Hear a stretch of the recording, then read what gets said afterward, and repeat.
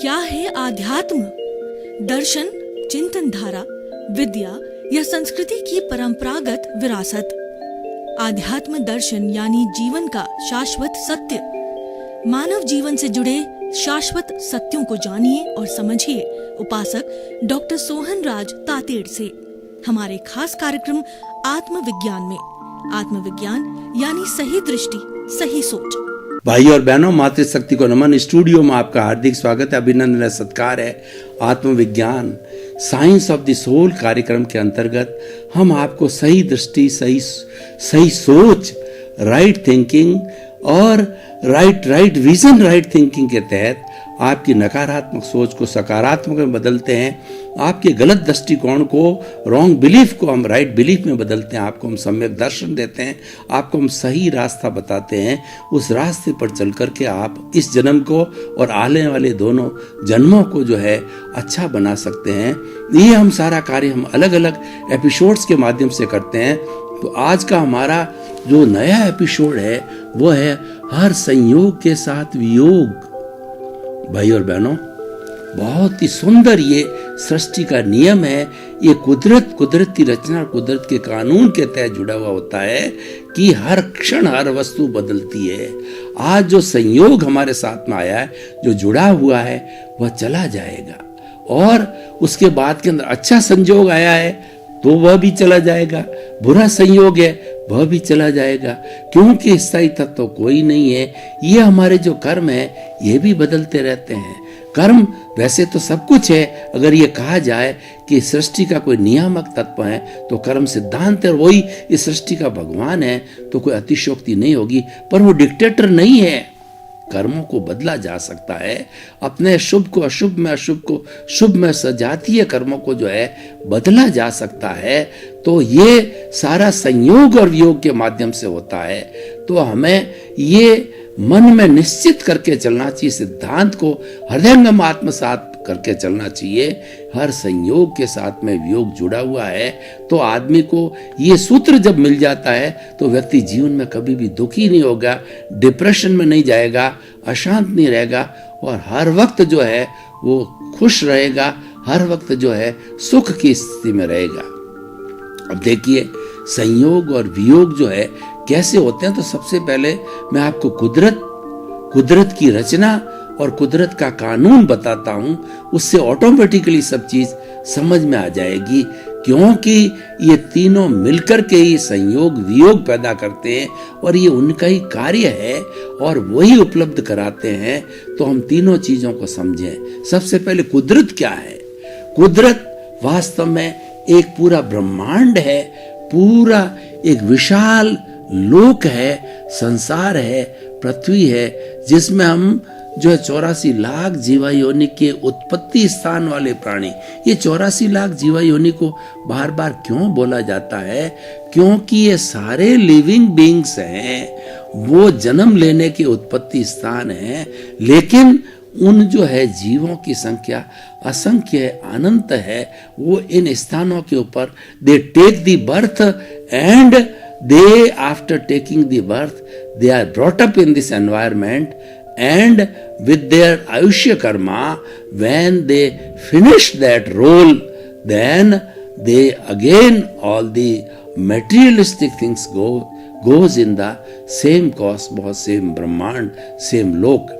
तो भाई और बहनों, ये हमारी लोक की स्थिति हो गई, ये हमारा कुदरत हो गई, ये हमारी नेचर माँ हो गई।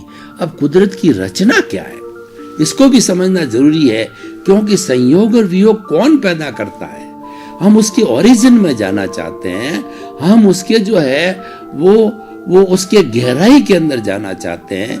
हम उसकी जो है वो, जैसे कि शिव जी की जटा के अंदर से जो है गंगा पैदा हो गई, तो हम गंगोत्री तक जाना चाहते हैं। मूल बात ये है। तो कुदरती रचना क्या है? कुदरती रचना 6 कॉन्स्टिट्यूएंट्स हैं, 6 सब्सटेंस है, 6 द्रव्य है। वो कुदरती रचना है, जिसके अंदर 5 जो है वह विज्ञान मानता है और 6ठा जो है विज्ञान कई बार कॉन्शियस रूप में मानता है और कई बार आत्मा के नाम से नहीं भी माने। लेकिन कोई बात नहीं कि जो हमारा जड़ तत्व है उसके ऊपर 5 द्रव लागू होते हैं। और जहाँ छठा चेतन तत्व जुड़ जाता है तो चेतन तत्व पर भी वो 5 जो है जड़ पदार्थ लागू होते हैं। तो ये जड़ और चेतन का जो मिश्रण है, ये लोग जो है जड़ और चेतन मात्र 2 तत्वों से बने हुए हैं, 2 सब्सटेंस से बने हुए हैं, और वही कुदरत है। और ये 2 तत्व मिलकर के फिर 6 द्रव्यों के अंदर बदलते हैं। तो ये विस्तार 2 का ही है। तो देखिए कि ये 6 द्रव्य जिससे कुदरत बनी हुई है, बहुत सुंदर विश्लेषण है। सबसे पहले हम इस चेतन तत्व को लेते हैं, क्योंकि बोलता है चेतन है, सोचता है चेतन है, कर्मों का बंधन चेतन करता है, और सब कुछ चेतन की हाजिरी से होता है, इसीलिए इसको प्रथम स्थान दिया है। और कोई जड़ तो बोलता नहीं है, दूसरा कोई भी 6 द्रव्य में से कोई द्रव जो है बोल करके शिक्षा नहीं देता, वो तो सहयोगी है। तो ये हमारा चेतन तत्व असंख्य चेतनामय परमाणुओं के पिंड को चेतना कहते हैं, कॉन्शियसनेस कहते हैं, आत्मा कहते हैं। तो ये तो हो गया हमारा चेतन तत्व। इसको हम अलग रखें तो 5 जो अब आने वाले हैं उसको विज्ञान मानता है, तो और जो जड़ पदार्थ मानता है, और मतलब उसको विज्ञान मानता है। अध्यात्म 6 तत्वों को मानता है, विज्ञान 5 तत्वों को मानता है। तो 5 तत्व तो कॉमन है। तो इस तरीके से कॉमन होने से अध्यात्म और विज्ञान एक सिक्के के 2 पहलू हैं, और वही सनातन सत्य है, और वो एक दूसरे को प्रभावित करते हैं, वो कभी भी अलग नहीं हो सकते हैं। हम अध्यात्म को विज्ञान से अलग कर भी नहीं सकते हैं, क्योंकि अध्यात्म है वो विज्ञान के बिना लूला है, और विज्ञान है वह जो है अध्यात्म के बिना जो है अंधा है। तो अंधे और जो है लूले की लोड़ी होती है, तभी कोई गंतव्य की प्राप्ति होती है। तो भाई और बहनों, अब आप देखिए कि दूसरा जो तत्व है वो जड़ तत्व है।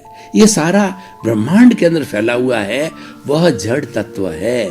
जड़ तत्व होता है जिसमें वर्ण होता है, गंध होता है, रस होता है, स्पर्श होता है, और वो कोई अनुभूति नहीं करता, फीलिंग नहीं करता, उसमें सुख दुख की कोई बात नहीं होती। वो जड़ तत्व तो गलन मिलन धर्मा है। इसीलिए कहा गया है जो संचरण करता है वह संसार है, और संसार की हर वस्तु में संयोग होता है, वियोग होता है, यानी हर क्षण हर वस्तु बदलती रहती है। तो यहाँ पर संयोग और वियोग का फॉर्मूला लगता है कि एक क्षण के अंदर संयोग हुआ, दूसरे क्षण के अंदर वियोग हो जाता है, फिर वियोग के बाद में फिर नया जुड़ा हुआ तो वो संयोग होता है। इस तरीके से ये साइकिल संयोग और वियोग की चलती रहती है, और ये पर्याय कहलाते हैं, ये मोड्स कहलाते हैं। उत्पाद होता है, व्यय होता है। जो संयोग है वो उत्पाद है, और जो व्यय है वो जो है वो वियोग है। तो उत्पाद और वियोग दोनों चलता जाने के बाद भी कोई भी वस्तु हो, चाहे जड़ हो चेतन हो, वो द्रव्य है, तभी उसका अस्तित्व है। इसलिए कहा गया है कि उत्पाद सत की परिभाषा की है, उत्पाद वे द्रव्यात्मक सत। भगवान महावीर ने कहा त्रिपदी का सिद्धांत दिया कि वस्तु चाहे जड़ हो चाहे चेतन हो, उसका अस्तित्व तभी है जबकि उसमें उत्पाद होता है, जिसमें व्यय होता है। दोनों स्थितियां होने के बाद भी वो द्रव्य है। मैं एक और उदाहरण के तौर पे बताना चाहता हूं कि कोई महिला ने, मान लीजिए कि उसका कंगन है वो पुराना हो गया, अब वो चाहती है कि आजकल लेटेस्ट डिजाइन आई है, तो लेटेस्ट डिजाइन के तहत जो है मैं उसका नेकलेस बना दूं। तो अब वो जो नेकलेस बना है वो तो उत्पाद हो गया, और जो उसका कड़ा टूटा है वो व्यय हो गया। लेकिन दोनों स्थिति के अंदर, चाहे नेकलेस हो चाहे कड़ा हो, दोनों स्थिति में वो सोना है, वो उसका द्रव्य हो गया। तो उसी तरीके से हमारा, ये तो जड़ की बात मैंने कही, चेतन की बात करें तो हमारी जो आत्मा है उसके लिए कहा गया उपयोग लक्षणों जीव। जीव का लक्षण क्या? उपयोग। उपयोग क्या कहते हैं? ज्ञान और दर्शन को उपयोग कहा जाता है कि हमारी आत्मा कभी ज्ञान में आती है, कभी दर्शन में आती है। इन दोनों को लिया गया, और वैसे गहराई में जाए तो दोनों एक ही है। दर्शन का अर्थ मतलब देखना होता है, ज्ञान का मतलब मैंने जब आपको देख लिया उसके बाद मैं विस्तार में जाता हूँ कि ये कौन है, ये हमारे क्या लगते हैं, इनके अंदर क्या गुण हैं और ये क्या करते हैं, ये सारा जो है ज्ञान हो गया। तो इसीलिए ज्ञान और दर्शन, कभी आत्मा ज्ञान में जाती है कभी दर्शन में जाती है, तो उस कारण इसका अस्तित्व है, और उसके अस्तित्व के कारण वो द्रव्य है। और ज्ञान और दर्शन उसका संयोग वियोग होता है।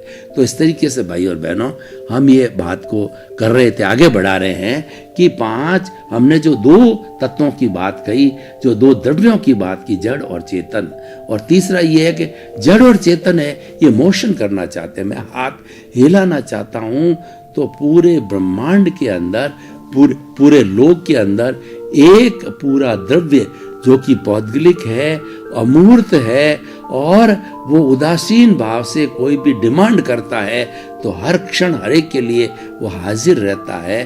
तो ऐसा द्रव्य जो है वो गति सहायक, मोशन देने वाला है, ये मोशन दे रहा है, गति सहायक मौजूद है। जब मोशन या गति सहायक नहीं होता तो हाथ हिल नहीं सकते। और ट्रेन का चलना हो, फ्लाइट का चलना हो, आदमी का दौड़ना हो, सब मोशन तत्व की मौजूदगी के कारण मूवमेंट होता, वरना मूवमेंट की इस पूरी दुनिया के अंदर किसी कोई मूवमेंट नहीं होता। अब कोई व्यक्ति मूव हो रहा है, मेरे हाथ हिल रहे हैं और हाथ को मैं शांत करना चाहता हूं, तो ऐसी स्थिति में क्या हुआ कि मैंने रेस्ट तत्व की डिमांड की, तो ये रेस्ट तत्व उदासीन भाव से एक द्रव्य के रूप में, पौद्गलिक रूप में और जो है अमूर्त रूप में पूरे ब्रह्मांड में हाजिर है। तो मुझे मिल गया, गाड़ी को मिल गया, फ्लाइट को मिल गया, कोई भी जो रेस्ट लेने वाला है उसको स्थिति सहायक तत्व मिल गया। अब उसके बाद में 5वां जो तत्व आता है, 5वां जो द्रव्य आता है, वो सब्सटेंस है टाइम। छोटा से छोटा टाइम का जो घटक है वह जो है वो हम 1 मिनट के अंदर हम जो है पलक झपते हैं, उसमें बहुत से समय निकल जाते हैं। उसके बाद सेकंड होता है, मिनट होता है, घंटे होते हैं, और दिन होता है, पक्ष होता है, और उसके बाद के पक्ष के बाद में साल होता है, शताब्दी होती है, उत्सर्पिणी काल होते हैं, पूरा काल चक्र होता है। ये समय है। समय हमें वर्तना सिखाता, हमें टाइम मैनेजमेंट देता है, हमारे को मालूम पड़ता है कि अब क्या चल रहा है। और उसके बाद में छठा जो तत्व है वह तत्व है आकाश, स्पेस। ये मैं इतनी जगह घेर रहा हूं, ये मेरा स्पेस, ये टेबल इतनी जगह घेर रही है तो ये इसका स्पेस हो गया, ये माइक इतनी जगह घेर रहा है, ये उसका स्पेस हो गया। तो ये अगर स्पेस न होता तो हमको अवगाहना कौन देता?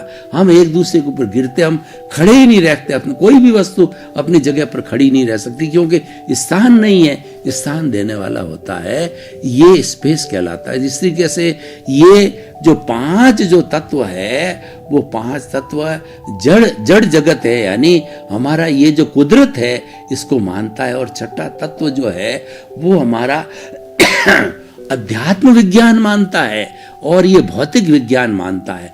भौतिक विज्ञान 5 तत्वों को मानता है, अध्यात्म विज्ञान 6 तत्वों को मानता है। तो ये सारी कुदरती रचना है। अब हम संयोग और वियोग की बात करते हैं तो उसमें कुदरत का कानून लागू होता है। कुदरत का कानून क्या कहता है कि कोई भी चेतन पदार्थ वही कर्मों का बंधन करता है, वही कॉजेज डालता है, वही फीलिंग करता है, वही सुख दुख की अनुभूति करता है। जड़ कुछ नहीं करता, जड़ तो उसका सहयोगी है, जड़ तो निमित्त बन करके आता है, क्योंकि जड़ की प्रॉपर्टी है वो वर्ण है, गंध है, रस है और स्पर्श है, और वो तो गलन मिलन धर्म है, वो तो संयोग वियोग करता ही रहता है। लेकिन ये चेतन तत्व ये शाश्वत है, इसका ना कभी संयोग होता है वियोग होता है। तो मूल रूप से तो संयोग और वियोग जो लागू होता है वो जड़ पदार्थ पे होता है। चेतन तो क्या है, अमूर्त है, और चेतन तत्व शुद्ध रूप के अंदर अनंत ज्ञान वाला है, अनंत दर्शन वाला है, अनंत शक्ति वाला है, अनंत सुख का धाम है। और ये जो है निष्क्रिय है, ये तो इसको तो इसकी केवल हाजिरी है, ये दिखाई नहीं देता हथेली पे, लेकिन ये ब्रह्मांड का सबसे शक्तिशाली तत्व है। ये है तो हम हैं, ये नहीं तो कुछ नहीं है। मैं आपको उदाहरण देना चाहता हूं कि मैं आत्मा को और इस जो प्रभु को एक मानता हूं, एक मान करके, और हमारे जितने भी जड़ तत्व है उसके आगे रखता हूं। पहला जड़ तत्व 0 है, वो धन है, दौलत है। दूसरा जड़ तत्व है हमारा मकान है। तीसरा जो 0 रखता हूं वह जो है ज्वेलरी है। चौथा बैंक बैलेंस है, और 5वां जो खेत है, घर है। तो इस तरीके से ये सारा जो है, जो मैंने उसके आगे साइड में इतने 0 साधन जड़ लगाए, अब मैं क्या करता हूं कि उसकी कोई वैल्यू नहीं है।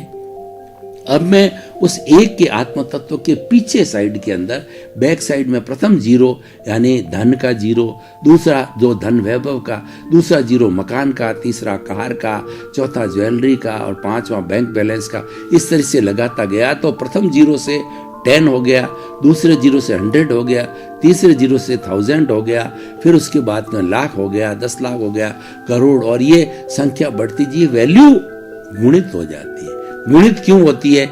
एक है जब। अब मैं उस एक तत्व को हटा देता हूं तो जितने जीरो लगाए हुए वो वैल्यू लेस, यूजलेस हो गए। यानी क्या हुआ कि अगर हमारा चेतन तत्व है तो ये साधन रूपी जड़ है, वो उसकी उपयोगिता है, और उसकी वो नहीं है तो उसकी कोई उपयोगिता नहीं है। तो भाइयों आप सबसे समझिए कि साध्य क्या हुआ? साध्य हुआ हमारा मूल आत्मा, वो साध्य है। चेतन तत्व हमारा साध्य है और जड़ तत्व है वो साधन है। तो जड़ के साथ में संयोग और वियोग जुड़ा हुआ। कैसे? अब देखिए, क्या हम करें, कोई व्यक्ति जो है भाव करता है हर क्षण, हम ये हमारा कर्म योग 24 घंटे चलता रहता है। हमारे गीता की भाषा में कर्म योग कहते हैं। तो व्यक्ति ऐसा क्षण कभी नहीं आता है, कोई भी लिविंग बीइंग अगर एकेंद्रीय जीव है वह भी अपने तरीके से वो अध्यवसाय के माध्यम से कर्मों का बंधन करता है। उसके एक इंद्रिय होती है खाली स्पर्श इंद्रिय, उसके स्पर्श करोगे तो उसको अनुभूति होती है, अव्यक्त होती है, क्योंकि व्यक्त करने के लिए दूसरी इंद्रियां है नहीं उसके पास के अंदर, लेकिन वो अनुभव जरूर करता है, एक इंद्रिय वाला अनुभव करता है, क्योंकि उसके भीतर भी जो है प्रभु विराजमान है, उसके भीतर भी मूल वही आत्मा है जो आप में और हमारे में है। तो भाई और बहनों, जो हमने संयोग वियोग की बात कही, तो अब देखिए कि आपने कॉज डालते रहे, आपने कॉज डाल करके इकट्ठे करते रहे, अच्छे डाले या बुरे डाले, और उस कॉज को डालने के कारण हमारी कॉजल बॉडी बनी। तो वो कॉजल बॉडी आज इस जन्म में है, अगले जन्म में जाकर के वह इफेक्ट बनेगी। कॉज के साथ इफेक्ट बनता है। इफेक्ट का अर्थ हो गया कि वो हमारा द्रव्य क्रम के रूप में परिणाम होता है। तो अब देखिए कि द्रव्य का जो उदय भाव आता है, ये संयोग और वियोग कौन पैदा करता है? ये उदय भाव पैदा करता है। और ये लाता कौन है? ये कुदरत लाती है। कुदरत कहती है कि कोई भी जीवित प्राणी उसको जन्म मैं देती हूं, क्योंकि मैं पंचभूतात्मक हूं। पृथ्वी, जल, अग्नि, वायु और आकाश, 5 भूतों से 84 लाख जीवा योनि के हर प्राणी को मैं जन्म देती हूं। मैं आपको उदाहरण देता हूं कि देखिए कि किस तरीके से व्यक्ति का जन्म होता है बच्चे के रूप में, कि माता का अंडज और पिता का शुक्राणु जब इंटरकोर्स होता है तो उसके अंदर ये दोनों जीव आपस में मिलकर के अपना अस्तित्व समाप्त करके मर के एक तीसरे नए सोल को एम्ब्रियो के रूप में जन्म देते हैं।